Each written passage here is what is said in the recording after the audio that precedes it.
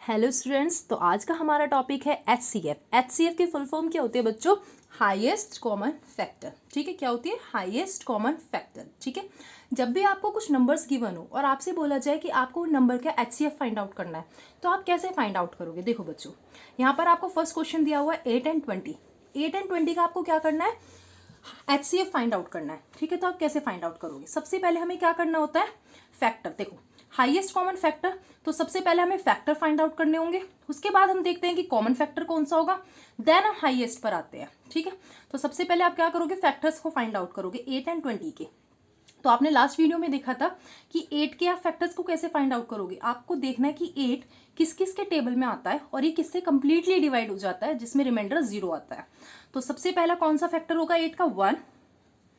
ठीक है, उसके बाद 8 कौन से टेबल में आता है? 2 के टेबल में। ठीक है, और 2 से 8 कंप्लीटली डिवाइड भी हो जाएगा। उसके बाद 4 में। ठीक है, देन 5 में भी नहीं आता, 6 में भी नहीं आता, लास्ट 8 में। ठीक है बच्चों, अब क्या करोगे? आपने 8 के फैक्टर्स को फाइंड आउट किया, उसके बाद आप क्या करोगे? 20 के फैक्टर्स को फाइंड आउट करोगे। ठीक है, तो 20 के कौन कौन से टेबल में आता है? सबसे पहले 1, देन 2, 3 के टेबल में नहीं आता है ना। उसके बाद कौन से टेबल में आता है? 20, 1, 2, 4, देन 5। ठीक है, 6 के टेबल में भी नहीं आता है, 7 के टेबल में भी नहीं आता है, 8, 9, 10,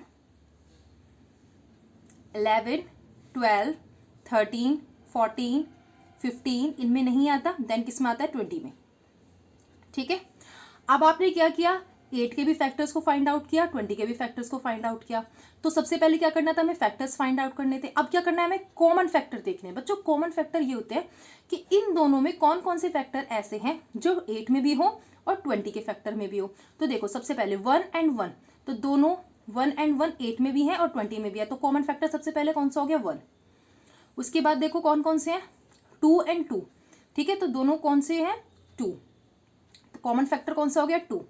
अब देखो कौन सा फैक्टर कॉमन है? 8 में 4 भी है और 20 में भी 4 है, तो 4 कॉमन फैक्टर हो गया। ठीक है बच्चों, कॉमन फैक्टर वो होते हैं जो 8 में भी हो और 20 में भी हो वो फैक्टर। ठीक है, अब 8 इसमें नहीं है। ठीक है, 5 भी नहीं है, 10 भी नहीं है, 20 भी नहीं है। तो हमारी कॉमन फैक्टर कौन कौन से आ गए? 1, 2 एंड 4। अब आपने कॉमन फैक्टर भी फाइंड आउट कर लिया। देन कौन क्या देखना है आपको? कि हाईएस्ट। हाईएस्ट मतलब बड़ा, कि अब आपके कॉमन फैक्टर में से कौन सा ऐसा फैक्टर है जो हाईएस्ट है। ठीक है, तो सबसे बड़ा कौन सा फैक्टर है इसमें? 4। तो 4 क्या हो जाएगा बच्चों यहाँ पर? Highest common factor. तो HCF आपका कितना आ गया है? 4। आपने 8 एंड 20 का क्या निकाला है? हाईएस्ट कॉमन फैक्टर निकाला है, HCF निकाला है। तो 8 एंड 20 का HCF कितना आ जाएगा? 4। ठीक है, ऐसे ही सेम आपको सेकंड भी करना है। अब सेकंड में देखो आपको क्या क्या नंबर गिवन है, 15 एंड 18। ठीक है, तो सबसे पहले क्या करोगे? आप फैक्टर्स फाइंड आउट करोगे। किसके? 15 एंड 80 के।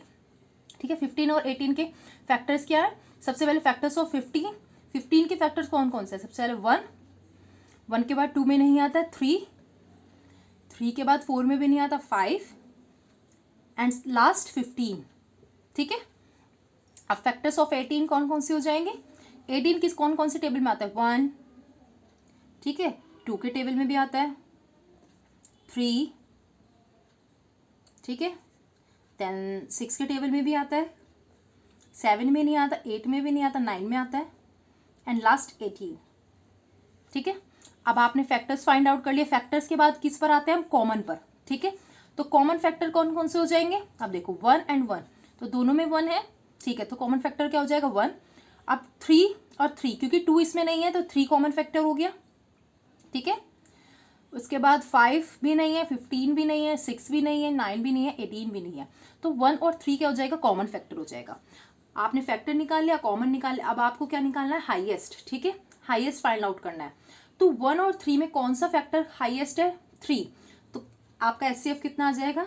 3। ठीक है, 15 और 18 का HCF कितना आ गया आपका? 3। Thank you students. तो आज की क्लास में आपका HCF कंप्लीट हो गया है।